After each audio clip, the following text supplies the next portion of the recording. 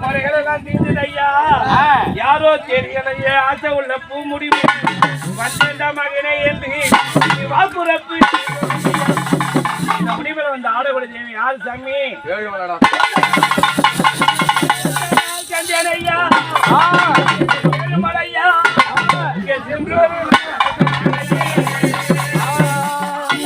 கண்டியனையா மற்றொரு நாள்